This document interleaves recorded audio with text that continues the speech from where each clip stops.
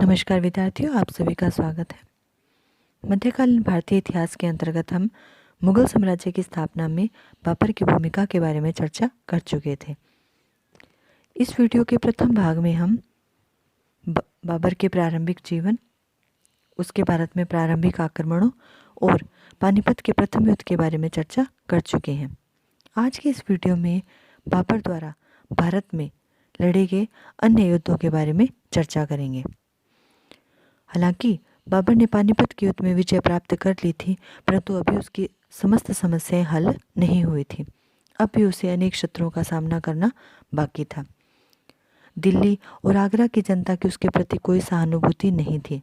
दूसरी ओर अफगान भी अपनी शक्ति को पुनः संगठित कर रहे थे और मेवाड़ में राणा सांगा भी अपनी शक्ति अर्जित कर रहा था। अतः ऐसी स्थिति में पानीपत विजय के बाद बाबर ने राणा सांगा को दबाने का सोचा, क्योंकि अफगानों से भी अधिक जटिल समस्या राणा सांगा की थी। राजस्थान के लगभग सभी शासक सांगा के नेतृत्व को स्वीकार कर चुके थे। दूसरी तरफ अफगान राजपूत मैत्री भी मुगलों के लिए खतरा उत्पन्न कर सकती थी। अतः बाबर ने राणा सांगा से युद्ध कर उसे पराजित करने का निश्चय किया, क्योंकि सांगा को पराजित किए बिना वह अपने आप को सुरक्षित नहीं समझता था। अपने इस निर्णय को कार्यान्वित करने के लिए उसने राणा सांगा पर आक्रमण करने का बहाना भी ढूंढ निकाला। उसने राणा सांगा पर आरोप लगाया कि उसने अपने वायदे के अनुसार इब्राहिम लोदी को परास्त करने में उसका सहयोग नहीं दिया था, इसलिए उसके विरुद्ध उसे लड़ने की तैयारी करनी पड़ी। बाबर ने इस बात की चर्चा अपनी आत्मकथा में भी की है।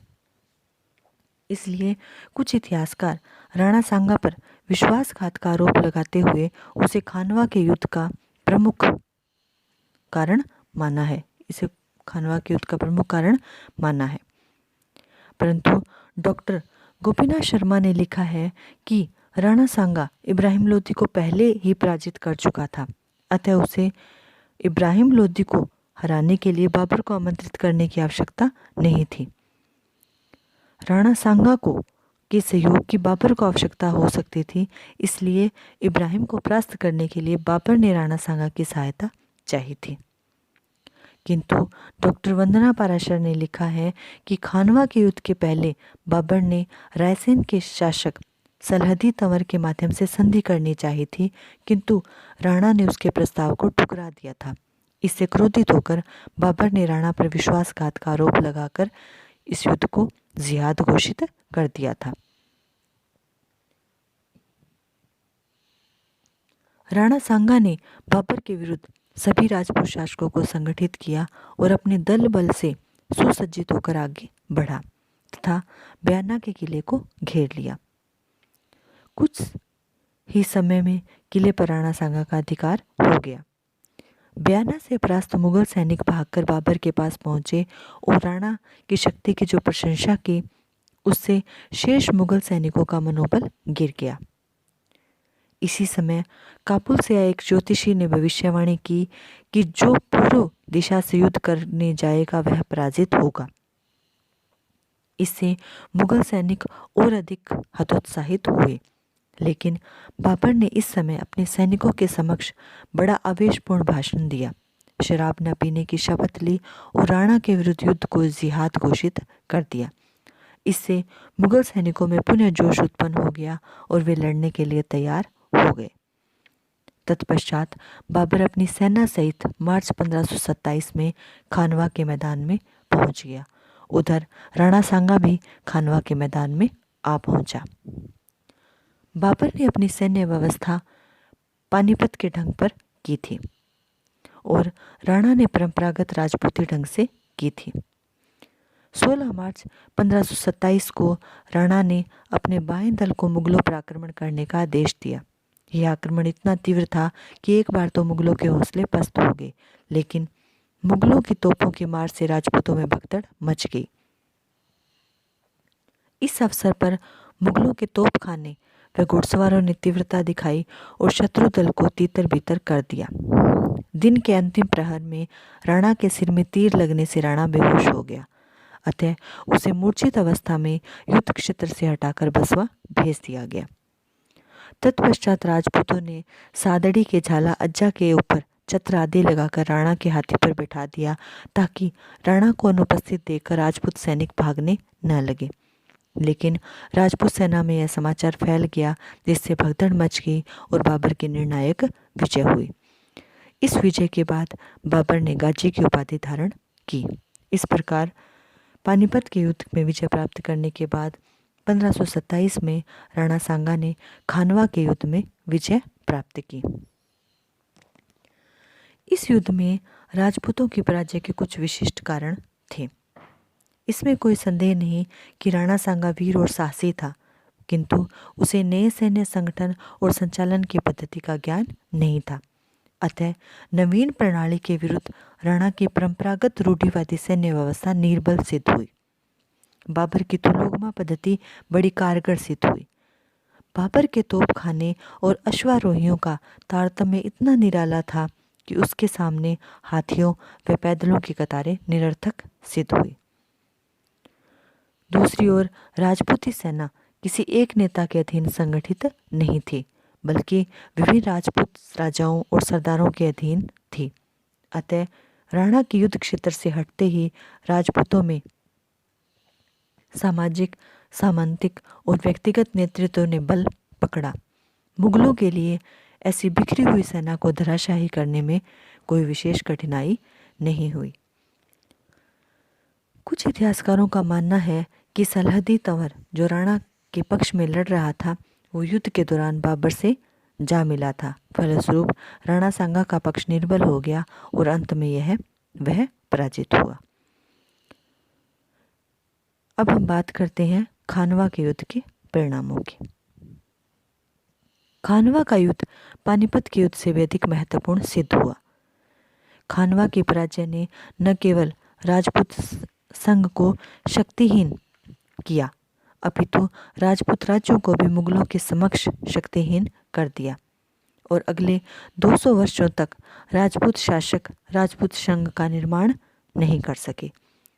इस युद्ध के बाद मुगल शक्ति को इतने विशाल पैमाने पर किसी संगठन ने चुनौती नहीं दी। कई राजपूत वीरों के धराशायी हो जाने से कुछ समय तक मुगलों को राजपूत शक्ति का भय नहीं रहा और उन्हें उत्तरोत्तर विकास का अवसर मिला। Doctor S.R. शर्मा ने लिखा है कि राजपूतों की सर्वोच्चता का भय, जो गत 10 वर्षों से मंडरा रहा था, वह सदैव के लिए समाप्त हो गया। पानीपत की विजय के बाद भी बाबर की स्थिति कमजोर थी, लेकिन खानवा की विजय ने उसे उत्तरी भारत का निष्कंटक शासक बना दिया। तो इस प्रकार 1527 में मार्च 1527 में राणा सांगा को परास्त करके बाबर ने खानवा के युद्ध में विजय प्राप्त की। अब हम बात करते हैं बाबर की चंदेरी विजय की। मालवा और बुंदेलखंड की सीमा पर स्थित चंदेरी का सामरिक महत्व है। उत्तरी मालवा मार्ग चंदेरी के गढ़ के नीचे होने से चंदेरी का व्यापारिक महत्व भी था। इस समय चंदेरी पर मेदिनी राय का अधिकार था। खानवा की विजय के बाद बाबर ने अप्रैल 1527 में मेवात पर आक्रमण कर अलवर पर अधिकार कर लिया। इसके बाद जनवरी 1528 में वह चंदेरी की ओर रवाना हुआ। चंदेरी पहुंचकर बाबर ने मेदिनी राय से चंदेरी सौंप देने की मांग की, किंतु मेदिनी राय द्वारा अस्वीकृति भेजने पर 28 जनवरी 1528 को बाबर ने चंदेरी पर आक्रमण कर दिया। इस युद्ध को भी उसने जिहाद घोषित किया। चंदेरी पर बाबर का अधिकार हो गया। इस प्रकार जनवरी 1528 में बाबर ने चंदेरी को विजित कर लिया। चंदेरी पर विजय प्राप्त करने के बाद बाबर ने अफगानों को पराजित करने का सोचा, क्योंकि पानीपत में हारने के बाद भी अफगान बाबर के लिए सिरदर्द बने हुए थे। पानीपत के बाद भी वे बार बार मुगलों से पराजित हो रहे थे, लेकिन अभी भी उनकी समस्या सुलझी नहीं थी। वे आपस में संगठित होकर बाबर के विरुद्ध लड़ने का सोच रहे थे और इब्राहिम लोदी का भाई महमूद लोदी इन अफगानों का नेतृत्व कर रहा था। अतः फरवरी 1529 को बाबर ने अफगानों के विरुद्ध प्रस्थान किया। मई 1529 को बाबर ने गंगा नदी पार की और 4 मई को मुगल सेना ने घाघरा नदी को पार करने का प्रयत्न किया। यहाँ बाबर और अफगानों के बीच भयंकर युद्ध हुआ। बाबर ने गोलाबारी की सहायता से नदी पार कर ली। 6 मई को अफगानों में भगदड़ मच गई और उन्हें परास्त होना पड़ा। नुसरत शाह ने बाबर की प्रभुता को स्वीकार करते हुए विद्रोहियों को शरण न देने का वचन दिया। घाघरा का युद्ध बाबर के जीवन का अंतिम युद्ध था। इस युद्ध के बाद अफगानों की कमर अवश्य टूट गई थी, लेकिन पूर्णतः नष्ट नहीं हुई थी। अफगानों ने दिल्ली की सल्तनत को प्राप्त करने के प्रयत्न बंद नहीं किए। फिर भी इस युद्ध के बाद बाबर सिंधु नदी से लेकर बिहार तक तथा हिमालय से लेकर चंदेरी तक के प्रदेश का स्वामी बन गया। घाघरा के युद्ध में विजय प्राप्त करने के बाद बाबर को किसी की चिंता नहीं रही, लेकिन इन लगातार युद्धों से उसका स्वास्थ्य गिर गया। अत्यधिक भांग, अफीम, मदिरा और असंख्य औषधियों के सेवन से उसका शरीर छलनी हो चुका था और ऐसी स्थितियों में दिसंबर 1530 को बाबर का देहांत हो गया। हुमायूं उस समय संभल में था, अतः बाबर की मृत्यु को गुप्त रखा गया। हुमायूं के 4 दिन बाद पहुंचने पर 30 दिसंबर 1526 को उसे गद्दी पर बैठाया गया। विद्यार्थियों, भारत में मुगल साम्राज्य की स्थापना में बाबर का योगदान अत्यधिक महत्वपूर्ण रहा। यह उसके साहस, कुशल नेतृत्व और सफल राजनीति के साथ साथ अपने सैनिकों में जिहाद की भावना जागृत करने का परिणाम था। बाबर एक कुशल योद्धा और उच्च कोटि का सेनानायक था, साथ ही वह एक कुशल कूटनीतिज्ञ भी था। अपनी इसी कूटनीति के बल पर उसने पानीपत, खानवा, चंदेरी और घाघरा के युद्धों में विजय प्राप्त की और इन युद्धों में विजय प्राप्त कर उसने एक ऐसे साम्राज्य की नींव रखी जिस पर आगे चलकर एक विशाल साम्राज्य स्थापित हुआ। आज के इस वीडियो में इतना ही। उम्मीद करती हूँ कि इससे भारत में मुगल साम्राज्य की स्थापना में बाबर की भूमिका को समझने में सहायता मिलेगी। तब तक के लिए धन्यवाद।